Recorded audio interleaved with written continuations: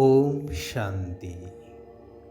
ପବିତ୍ରତାର ସାଗର ନିରାକାର ପରମାତ୍ମା ଶିବ ବାବାଙ୍କର ଅନନ୍ୟ ଆତ୍ମିକ ସନ୍ତାନମାନଙ୍କୁ ପବିତ୍ର ଦୁନିଆ ସତ୍ୟଯୁଗୀ ସ୍ୱର୍ଗ ଦୁନିଆର ଅଧିକାର ପ୍ରାପ୍ତ କରୁଥିବାର ଶୁଭେଚ୍ଛା, ଶୁଭ ଅଭିନନ୍ଦନ, ସୁସ୍ୱାଗତମ୍, ସୁପ୍ରଭାତ। ଗରୁଡ଼ ପୁରାଣରେ ଧର୍ମରାଜଙ୍କର ଦଣ୍ଡବିଧାନ ବିଷୟରେ ଅନେକ ରୋଚକ କାହାଣୀମାନ ଦେଖିବାକୁ ମିଳେ। ତେଲ କଡ଼େଇରେ ପକାଇବା, ବିଭିନ୍ନ ବିଷଧର ସର୍ପ ଆଦିଙ୍କ ଭିତରେ ପକାଇବା, ଲୁହା କଣ୍ଟାର ଚାବୁକରେ ପ୍ରହାର କରିବା ଇତ୍ୟାଦି ଦଣ୍ଡବିଧାନ କରାଯିବାର ଉଲ୍ଲେଖ ରହିଛି। ବାସ୍ତବରେ ଏହାର ମୁଖ୍ୟ ଉଦ୍ଦେଶ୍ୟ ହେଉଛି ଲୋକମାନଙ୍କୁ ସତ୍ ମାର୍ଗରେ ପରିଚାଳିତ କରିବା, ସମାଜକୁ ଶୃଙ୍ଖଳିତ କରି ଗଢ଼ି ତୋଳିବା। ଆତ୍ମା ଶରୀର ଆଧାରରେ ହିଁ ଦୁଃଖ ବା ସୁଖ ଭୋଗ କରିଥାଏ। ଅନ୍ତିମ ସମୟରେ ଅର୍ଥାତ୍ ଅନ୍ତିମ ଶଯ୍ୟାରେ ମୃତ୍ୟୁର ଅପେକ୍ଷାରେ ରହିଥିବା ମନୁଷ୍ୟକୁ ତାର କୃତକର୍ମର ସାକ୍ଷାତକାର କରାଇ ବିଭିନ୍ନ ପ୍ରକାରର ଦଣ୍ଡର ଅନୁଭବ କରିବାକୁ ପଡ଼ିଥାଏ, ଯାହାକୁ କୁହାଯାଏ ଆଖିରୁ ରକ୍ତର ନଦୀ ବହିବ। ଥରେ ଜଣେ ନୈଷ୍ଠିକ ବୃଦ୍ଧ ପଣ୍ଡିତ କର୍ମକର୍ମାଣୀ ସାରି ଘରକୁ ଫେରୁଥାନ୍ତି।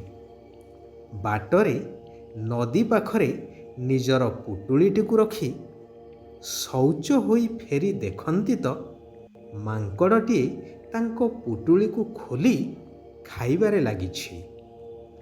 ଏହା ଦେଖି ପଣ୍ଡିତ କ୍ରୋଧିତ ହୋଇ ତାଙ୍କ ଲାଠିଟିକୁ ମାଙ୍କଡ଼ ଉପରକୁ ଫିଙ୍ଗିଲେ।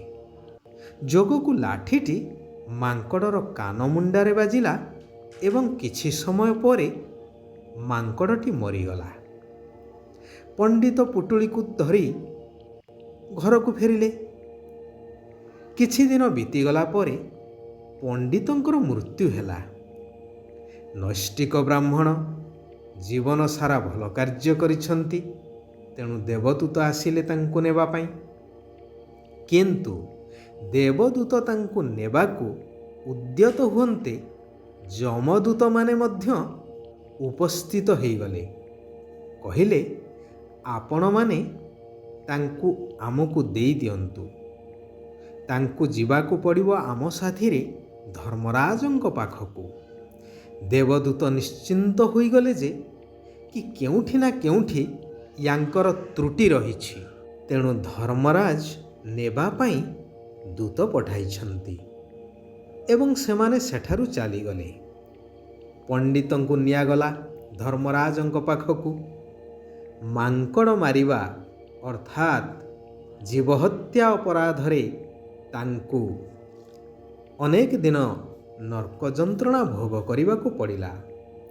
ଯାହା କଥିତ ଅଛି କି ପଣ୍ଡିତ ପୁଅ ମାଙ୍କଡ଼ ମାଇଲେ ଦୋଷ ନାହିଁ, ତାହା କେବଳ ଏଇ ବସ୍ତୁବାଦୀ ଦୁନିଆର ରୀତିନୀତି ପର୍ଯ୍ୟନ୍ତ ସୀମିତ।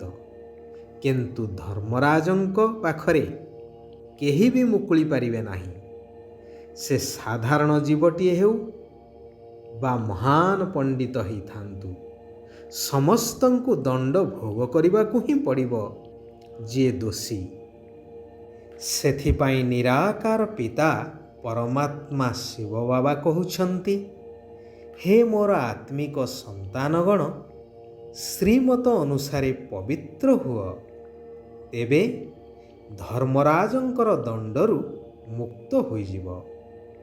ଯଦି ହୀରା ସଦୃଶ ସ୍ୱଚ୍ଛ ଚମକଦାର ହେବା ପାଇଁ ଚାହୁଁଛ, ତେବେ ମୁଁ ଯେଉଁ ଆତ୍ମଜ୍ଞାନ ପ୍ରଦାନ କରୁଛି ତାହାକୁ ପାନ କରିଚାଲ।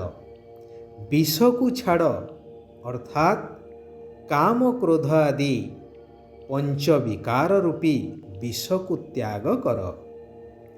କାରଣ ଜନ୍ମ ଜନ୍ମ ଧରି ଦେହ ଅଭିମାନ କାରଣରୁ ଏହି ସବୁ ବିକାରର ବଶୀଭୂତ ହେବା କାରଣରୁ ତୁମେମାନେ ଦୁଃଖ ଅଶାନ୍ତି ଭୋଗ କରି ଚାଲିଛ। ପାଞ୍ଚ ତତ୍ଵ ମଧ୍ୟ ସମ୍ପୂର୍ଣ୍ଣ ପତିତ ତମ ପ୍ରଧାନ ହୋଇଯାଇଛି ଏହି ବିକାର ଯୋଗୁଁ। ତେଣୁ ଏବେ ଏହାକୁ ତ୍ୟାଗ କରି ଏକମାତ୍ର ମୋ ଶ୍ରୀମତରେ ଚାଲ, ତେବେ ସବୁ ପାପରୁ ମୁକ୍ତ ହୋଇ ଆତ୍ମା ଦୈବୀ ଗୁଣଯୁକ୍ତ ସ୍ୱଚ୍ଛ ପବିତ୍ର ହୋଇଯିବ। ଏହା ହିଁ ହେଉଛି ସତ୍ୟଯୁଗୀ ପଦପଦବୀର ଆଧାର। ପବିତ୍ରତା ଉପରେ ହିଁ ସାରା ଖେଳ। ଯେପରି ସୁନାକୁ ଶୁଦ୍ଧ କରିବା ପାଇଁ ନିଆଁରେ ପକାଯାଇଥାଏ, ସେହିପରି ତୁମର ଆତ୍ମା ରୂପକ ସୁନା ମୋ ସ୍ମୃତି ରୂପକ ଅଗ୍ନିରେ ଶୁଦ୍ଧ ପବିତ୍ର ହୋଇପାରିବ, ଯାହାକୁ କୁହାଯାଏ ଯୋଗ ଅଗ୍ନି।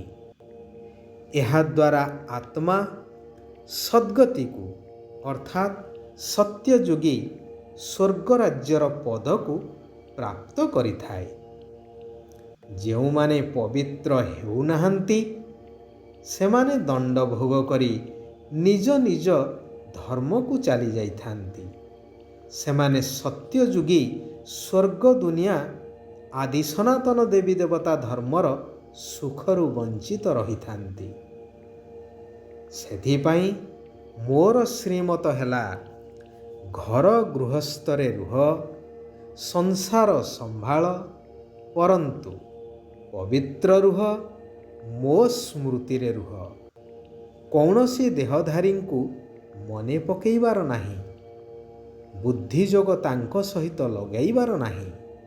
ହାତରେ କାମ କରିଚାଲ, ବୁଦ୍ଧିରେ ମୋ ସ୍ମୃତି ରହିଥାଉ, ଯାହାକୁ କୁହାଯାଏ ମନ୍ମନା ଭବ। ଏହାଦ୍ୱାରା ଦୈବୀ ରାଜ୍ୟରେ ଉଚ୍ଚ ପଦ ପ୍ରାପ୍ତ ମଧ୍ୟ ହୋଇପାରିବ।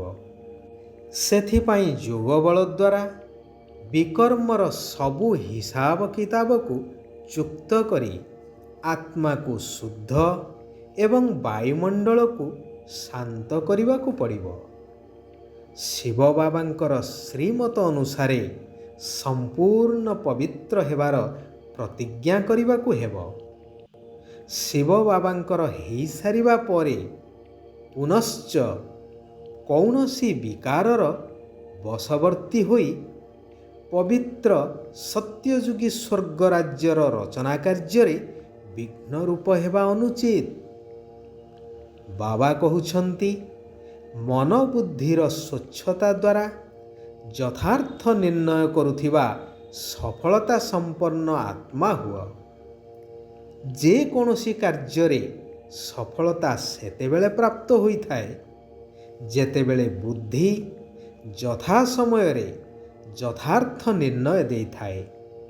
ତେବେ ନିର୍ଣ୍ଣୟ ଶକ୍ତି ମଧ୍ୟ ସେତେବେଳେ କାର୍ଯ୍ୟ କରିଥାଏ ଯେତେବେଳେ ମନ ବୁଦ୍ଧି ସ୍ୱଚ୍ଛ ରହିଥାଏ, ଅର୍ଥାତ୍ ମନରେ କୌଣସି ଅଶୁଦ୍ଧତା ବା ମଇଳାପଣ ନଥାଏ। ମନ ବୁଦ୍ଧି ମଧ୍ୟ ସ୍ୱଚ୍ଛ ରହିଥାଏ ସେତେବେଳେ ଯେତେବେଳେ ଯୋଗ ଅଗ୍ନି ଦ୍ୱାରା ମନକୁ ସିଦ୍ଧ କରାଯାଏ। କୌଣସି ପ୍ରକାରର ଦୋଷ ଦୁର୍ବଳତା, ବ୍ୟର୍ଥ ବା ଅଶୁଦ୍ଧ ସଂକଳ୍ପ ହିଁ ମନର ମଇଳା ଅଟେ। ଏହା ସମାପ୍ତ ହେବା ଦ୍ୱାରା ଚିନ୍ତାମୁକ୍ତ ସ୍ଥିତି ହୋଇଯିବ। ଚିନ୍ତାମୁକ୍ତ ସ୍ଥିତି ହିଁ ପ୍ରତ୍ୟେକ କାର୍ଯ୍ୟରେ ସଫଳତା ହିଁ ସଫଳତା ଆଣିଦେଇଥାଏ। ଯଦି ସର୍ବଦା ଶ୍ରେଷ୍ଠ ଏବଂ ଶୁଦ୍ଧ ସଂକଳ୍ପ ଜାଗ୍ରତ ରହିବ, ତେବେ ବ୍ୟର୍ଥ ସ୍ୱତଃ ହିଁ ଦବିଯିବ, ଅର୍ଥାତ୍ ସମାପ୍ତ ହୋଇଯିବ। ଆଚ୍ଛା, ଆଜି ପାଇଁ ଏଇଠାରେ ଆମେମାନେ ବିରାମ ନେବା। ଆସନ୍ତାକାଲି ପୁନଶ୍ଚ ଆମେମାନେ ଏକତ୍ରିତ ହେବା ସେହି କଲ୍ୟାଣକାରୀ ପରମାତ୍ମାଙ୍କର ଆଉ କିଛି କଲ୍ୟାଣକାରୀ ମହାବାକ୍ୟକୁ ଚିନ୍ତନ ମନ୍ଥନ କରିବା, ଆଲୋଚନା ମାଧ୍ୟମରେ ନିଜ ଜୀବନରେ ଧାରଣା କରିବା। ସାରା ବିଶ୍ୱର କଲ୍ୟାଣ କାମନା କରି ନିଜର ଉନ୍ନତିର ଚିନ୍ତା କରି ବିଶ୍ୱ ପରିବର୍ତ୍ତନର କାର୍ଯ୍ୟରେ ନିଜକୁ ସହଯୋଗୀ କରିବା।